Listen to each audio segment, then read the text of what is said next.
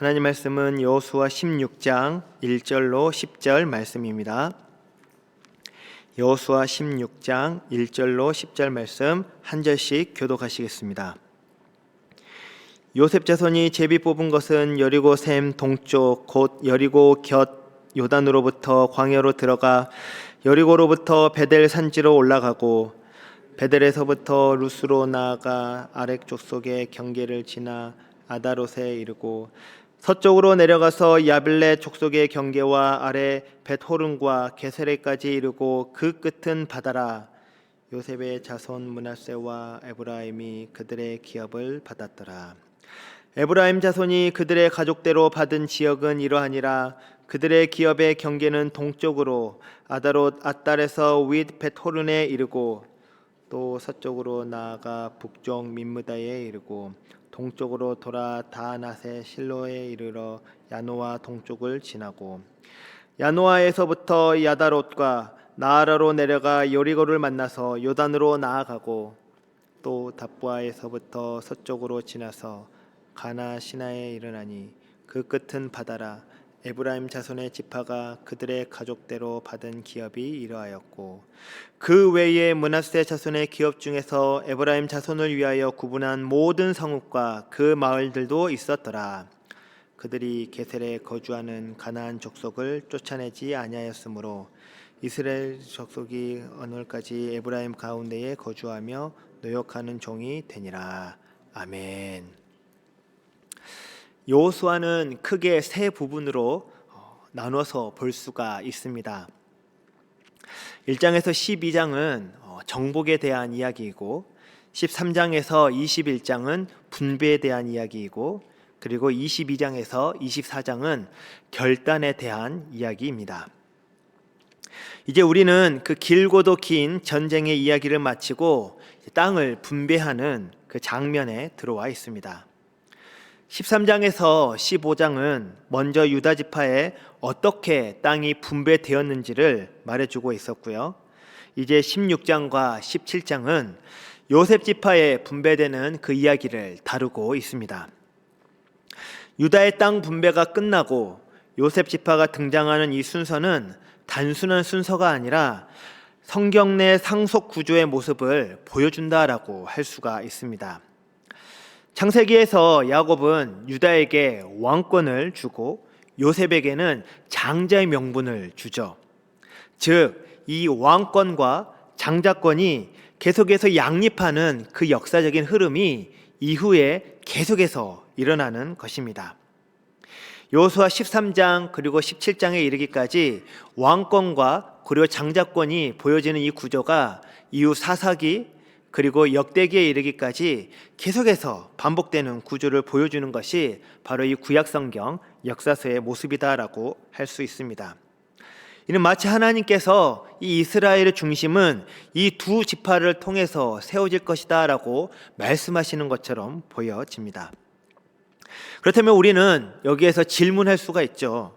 어떻게 요셉은 이러한 복을 받게 되었을까? 어떻게 요셉 지파에게 이러한 은혜가 주어지게 되었을까? 저희가 잘 아는 것처럼 야곱에게는 12 아들이 있었습니다. 어떻게 보면 야곱이 요셉의 그 두 아들을 자신의 아들과 같이 여겼다라고 할 때에 야곱에겐 13 아들이 있게 되는 것입니다. 그런데 하나님께서는 레위 지파에게 상속권을 주지 아니하시고 도리어 요셉 지파에게 상속권 하나를 더 주시면서 요셉 지파에게는 다른 사람보다 2 몫을 더 주시게 되는 것이죠. 그러한 이제 일련의 과정을 통해서 오늘 말씀은 바로 이 에브라임 지파와 그리고 므낫세 지파가 어떻게 가나안 땅에서 2 몫을 받아내는가를 보여주고 있는 말씀인 것입니다. 요셉은 저희가 잘 아는 것처럼 형들의 시기로 애굽의 종으로 팔려갑니다. 말이 좋아 종이지 어떻게 보면 노예보다 더 못한 삶을 살았던 것이 바로 요셉이었을 것입니다. 정말 자신의 어떤 그 태생적인 근원을 모르고 노예로 팔려가도 참 사람이 비참한데 자신이 참 사랑받는 아들로 그리고 존중받는 아들로 태어나서 그러한 아들로 있다가 하루아침에 형들과 가족의 배신으로 노예로 팔려가게 된 그의 인생을 보면 얼마나 비참했을까 감히 상상이 되지가 않습니다. 그런데 그의 태도를 보면 계속해서 성경은 어떻게 보면 그의 인생을 주목하고 하나님께서 그의 인생 가운데 복 주시는 그 말씀들이 계속해서 반복되는 것을 보게 됩니다. 특별히 그가 그렇게 복을 받을 수 있는 비결을 창세기 39장에서는 그가 그의 주인에게 어떤 일들을 받을 때에 그는 그 일을 바로 은혜로 받았다라고 말씀하는 장면들이 보여집니다. 창세기 39장 4절에서 5절은 제가 최근에 묵상하게 된 말씀이었는데 그 말씀을 보았을 때 요셉은 이렇게 고백합니다. 그의 종 보디발이 그에게 일을 맡겼을 때 그는 그것을 은혜로 받았다. 그리고 그 다음 절 5절에 그렇게 쓰여 있더라고요.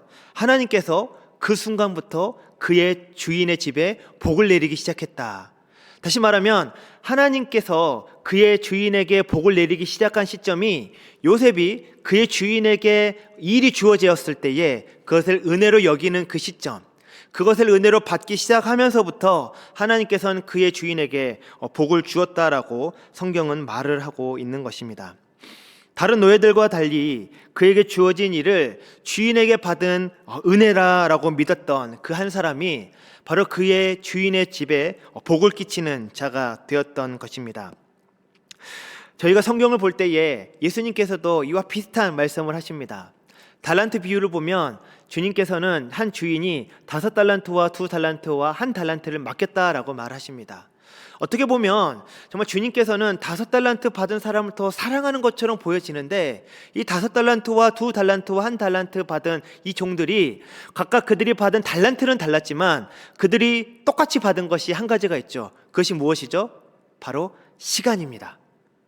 5달란트 받은 사람도 2달란트 받은 사람도 1달란트 받은 사람도 결산의 시기가 같았다라는 것이죠. 만약 그 주인이 1달란트 받은 사람은 미워해서 1달란트만 주고 5달란트 받은 사람은 더 사랑해서 5달란트를 주었다면 그와 결산하는 시간도 분명히 차이가 있었을 것입니다.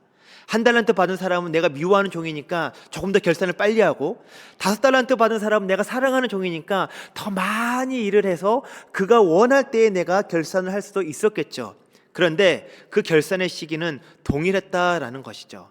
그들은 똑같은 달란트를 받은 것은 아니지만 똑같은 시간에 그 자신이 받은 달란트를 가지고 어떤 생산을 하고 그리고 일을 해서 그 생산의 어떤 결과를 가지고 주인에게 똑같이 보고를 해야 했더라라는 것입니다. 다시 말해서 요셉은 수많은 종들 가운데 어떻게 보면 5달란트를 받은 종이었는지 2달란트를 받은 종이었는지 1달란트를 받은 종이었는지 저희는 알 수 없지만 그의 그 마음의 자세가 5달란트, 2달란트, 1달란트 상관없이 다른 동일한 종들과 함께 받았던 그 시간을 충성되어 있음으로 말미암아 하나님과 주인에게 참 귀하게 그리고 쓰임받는 종이 되었다라는 것을 성경은 우리들에게 가르쳐 준다라는 것입니다. 그리고 이 은혜가 바로 그로 하여금 다른 사람들은 누리지 못하는 두 몫의 그 직분을, 두 몫의 그 분깃을 얻게 하는 그 비결이지 않았을까라고 저는 생각해 보았습니다. 저는 그에게 주어진 그 상황을 인생을 허비하거나 탓하는 자로 살아가게 했었던 것이 아니라 모든 것을 주인이 주신 은혜로 여기며 살아가게 되었을 때에 그런 자세가 나중에 죄수가 되어서도 총리가 되어서도 그로 하여금 그의 진정한 주인 되신 하나님께서 그의 인생 가운데 복을 주시는 그런 통로가 되었음을 우리는 의심하지 않고 정말 믿을 수 있게 하는 구절이 바로 창세기의 말씀입니다. 이와 같이 요셉의 그 자세는 권위가 아니라 그의 삶으로 형들의 용서와 가족의 그 사랑과 그리고 그 이후에 모든 후손이 복을 받는 데까지 이룰 수 있도록 그의 그 자세를 통해서 하나님께서는 복 주시는 하나님이심을 말씀은 저희들에게 말씀해 주고 있습니다. 유다 지파의 땅이 어떻게 분배되었는지를 자세히 보여주고 그 다음에 이제 16장과 17장에 이르러 하나님께서는 요셉의 그 모습을 통하여 어떻게 그 에브라임 땅 가운데 하나님이 복 주고자 하시는지를 보여주셨을 때에 한 가지 우리들은 아쉬운 장면을 보게 됩니다. 10절 말씀인데요. 그들이 게셀에서 거주하는 가나안 족속을 쫓아내지 아니하였으므로 가나안 족속이 오늘까지 에브라임 가운데에 거주하며 노역하는 종이 되니라. 어떻게 보면 1절에서부터 9절까지는 하나님께서 정해주신 그 경계 가운데 에브라임족이 어떠한 복을 누리게 되고 어떤 기업을 받았는지를 자세하게 성경이 말해주고 있습니다. 그런데 이 9절이 끝나가는, 이 16장이 끝나가는 이 지점에 10절 말씀에서 한 가지 아쉬운 단서를 담고 있죠. 그 게셀에 거주하는 가나안 족속을 쫓아내지 못했기 때문에 결국 그들을 노역하는 종으로 삼을 수밖에 없었다라는 것이 처음 이제 등장하게 되는 것입니다. 그리고 이러한 이제 구조는 이후 17장과 18장과 다른 모든 족속들뿐만이 아니라 이제 사사기에 이르기까지 계속해서 반복되는 패턴으로 일어나는 것을 볼 수가 있습니다. 우리는 여기에서 정말 우리 인생 가운데도 보여지게 되는 어떤 인생의 벽을 한 번 더 보게 되는 것 같습니다. 참 하나님께서는 우리 가운데 복 주고자 하시어 우리의 경계를 정해주시고 우리로 하여금 정말 너희들은 저기까지 나아가라 라고 말씀하시는데, 그 경계 앞에 섰을 때, 그 벽 앞에 마주했을 때 우리는 어쩔 때는 주춤하고 어쩔 때는 포기하고 어쩔 때는 돌아설 때가 종종 있더라라는 것입니다. 분명 사람들에겐 그러한 인생의 두려움과 그리고 막막함을 주는 어떤 어려운 벽들이 있습니다. 요셉이 분명히 하나님의 그 말씀을 붙들어서 계속해서 전진했었던 그 모습과 다르게 그의 자손들은 정말 그 마주한 그 벽 앞에서 무너지고 넘어서고 돌아설 수밖에 없었던 것입니다. 이 장면을 통해 우리는 하나님께서 어떤 마음으로 이스라엘의 땅을 나누셨는지를 볼 수도 있지만, 그럼에도 그 기업이 하나님께서 어떻게 그들을 세우시고 그들 가운데 하나님이 일하고 하시는 그분의 그 마음을 담고 있는데, 그 기업을 받은 우리들이 어떻게 하나님의 그 약속과 언약을 대하는지 그 연약함 또한 같이 보여주는 말씀이다라고 할 수 있는 것입니다. 하나님께서는 기업을 주셨고 그 기업은 분명히 보여지는 경계로 확실했습니다. 그러나 그 기업을 실제로 살아내는 그 일에는 이스라엘에 무엇이 필요했습니까? 바로 순종이 필요했습니다. 기업을 받았다라는 사실이 모든 것을 증명해주고 끝내주는 것이 아니라 그 땅을 하나님의 언약을 받은 백성으로 살아내는 것, 이것이 바로 우리들에게 있어서 매우 중요한 걸음이다라는 것입니다. 은혜로 받은 그 기업 안에도 남겨진 그 순종의 자리가 있었고, 그 자리는 시간이 흐르며 이스라엘에게 발목을 붙잡는 어떤 무거운 짐이 되었다라는 것이 참으로 안타깝습니다. 하나님께서는 분명히 넉넉하게 주셨는데 그 넉넉함을 믿음으로 받아들이지 못하고 그의 조상 요셉처럼 은혜로 여기지 못하고 살아갈 때에 게셀은 단순한 지리적인 실패가 아니라 하나님이 주신 그 기업 가운데 하나님을 끝까지 신뢰하지 못한 그 믿음의 연약함, 그 마음의 흔적이 되어버리는 것입니다. 이 장면은 자연스럽게 오늘 우리의 삶을 돌아보게 합니다. 하나님은 분명 우리에게도 기업을 주셨습니다. 저에게도 늘 마음 한켠에 남는 어떤 그 두려운 벽이 있습니다. 지금 생각해보면 분명히 내가 그때 넘었어야 되는 벽이었는데 상황에 내가 핑계를 대고 넘지 못했구나라고 생각되는 그런 벽이 있습니다. 저에게는 그 학업이라는 벽인데요, 박사 과정을 이렇게 하다가 주어진 그 환경 가운데 제가 이런 핑계를 대고 저런 핑계를 대면서 결국 그 논문을 완수하지 못했었던 그 기억이 있습니다. 분명 제 다른 동기들이나 다른 제 친구들보다 일찍 유학을 오고 시작을 해서 남들보다 분명히 모든 과정에서 빠르게 시작했다라고 할 수 있는데, 결국 그 마주한 벽 앞에서, 언어의 벽 앞에서, 논문의 벽 앞에서 제가 그 다음을 가지 못하고 그냥 주저앉을 수밖에 없었던 그때 그 기억이 늘 제 마음속에 있으면서, 그때는 제가 나이가 이럴 수밖에 없었지라고 제 자신을 위안했지만 돌이켜보고 또 돌이켜보면 결국 하나님께서 정하신 분명히 경계가 있었다라는 것을 내가 알고 있었는데 그 경계를 내가 믿음으로 넘어서지 못했었구나라는 그런 믿음의 후회가 계속해서 제 마음속에 있습니다. 저는 가끔 마음이 어려울 때 시를 읽습니다. 최근에 읽은 시 중에 이러한 시가 있더라고요. 도종환의 그 담쟁이라는 시가 있는데 이렇게 쓰여 있습니다. 제가 한 소절만 읽어드리면, 저것은 벽이라고 모두가 말할 때 담쟁이는 조용히 그 벽을 오른다. 절망이라고 불리는 자리에도 담쟁이는 멈추지 않고 한 뼘 더 나아간다. 작은 잎 하나가 수천 개의 잎을 이끌고 결국 그 벽을 덮어버린다. 저는 이분이 크리스천인지 아닌지는 모르지만 정말 이 시를 통해서 정말 그 성경의 어떤 진리의 한 부분을 보게 되는 것 같습니다.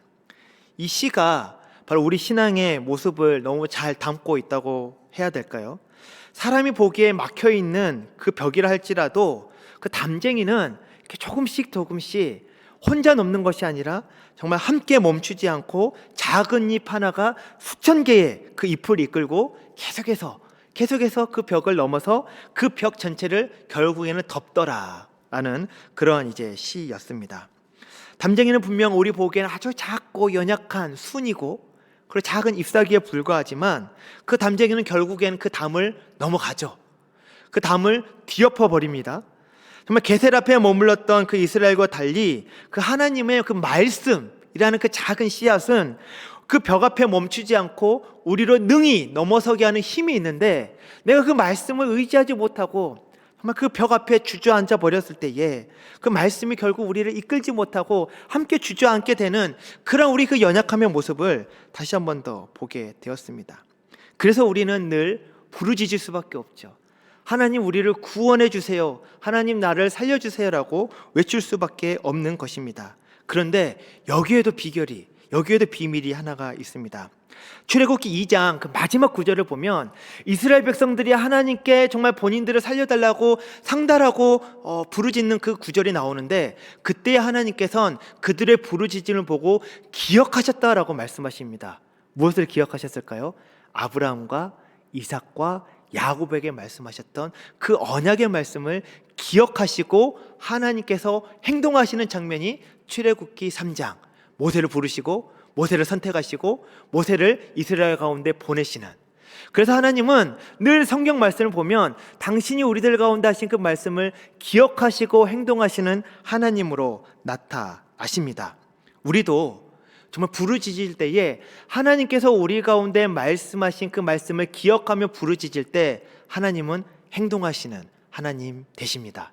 우리가 그저 부르짖는 것이 아니라, 그저 소리만 지르는 것이 아니라, 하나님께서 나의 인생 가운데 어떤 경계를 정해주시고 그 경계 가운데 하나님이 우리를 어떻게 인도해 가기를 원하시는지 우리가 기억하며 하나님께 아뢰을 때에 하나님은 그저 앉아 계시는 하나님이 아니시라 우리를 위하여 일하시며 움직이시는 하나님이시다라는 것입니다.